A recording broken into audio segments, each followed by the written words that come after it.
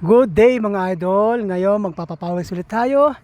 Pupunta ulit tayo sa ating kinagigiliwan ngayon pagtakbuhan, ang oval dito sa Binyan City. Ito, on the way tayo papunta din sa oval. Anyway, itong way na to ay papunta rin sa aming City Hall dito sa Binyan. Papakita sa inyo yung City Hall ng Binyan kung gaano kalaki at kung gaano kaganda. Para po siyang palasyo. Pag nakita nyo, maya maya lang konti. Ayan, malapit na tayo sa may arko, yan papasok na yan, yung natatanaw nyo na yan na kulay po lang parang ayan na torre, ayan na po yan yung, ayan yung City Hall ng Binyan, yan yung nasa, pinakita ko sa inyo na building na yan. Kita nyo naman parang palasyo mga idol, diba, ang laki.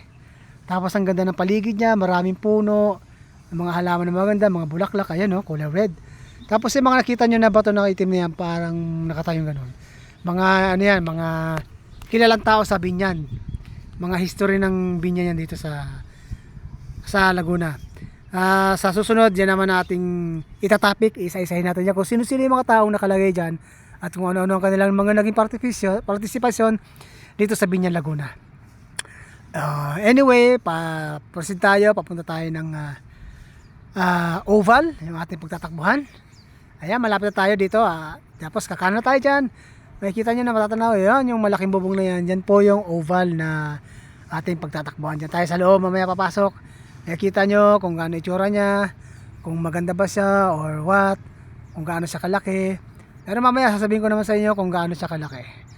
Alright? Kasi may sukat naman siya yung loob niya kada isang round. So meron siya nakalagay na ilang meter kada ano. Anyway, dito na lakad-lakad na tayo. Pero dito nakakailang takbo na tayo mga idol. Siguro mga 6 na takbo na tayo rito. Kasi kita nyo naman yung damit ko, basang-basa na ng pawis. Nag-relax muna ako ng konti, no? Pahinga ng konti, tapos maya maya takbo ulit tayo. Ganoon lang naman yan. Ayan. Huwag natin sasagarin ng dire-diretso. Kung kaya nyo naman, pwede naman. Kung hindi, pahinga muna. Ganun lang yan mga idol, ha. O yan, takbo-takbo muna tayo. Ito siguro mga pang 7 ikot na natin to, no? Ayan. Ayan, may pa-slow motion pa nga tayo para astig naman tignan, di ba, no? Ayan, no? Grabe, oh. Ang matindi. Iba talaga si Boss Henry. Tibay mo. Sa mga kabarbers natin dyan, join na rin kayo. Gayahin nyo na ako. Takbo-takbo lang kahit pa paano. At least 30 to 45 to 1 hour a day. Okay na yan. Good sa mga idol. Basta importante pagpawisan tayo, no? Kasi babad tayo sa aircon. Di tayo masyadong pinapawisan. Alright mga idol. Okay. Thank you. Ayan mga idol. Today is Monday, August 26, no?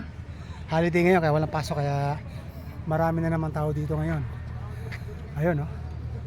Tapos may mga magpa-practice pa ng soccer birthday.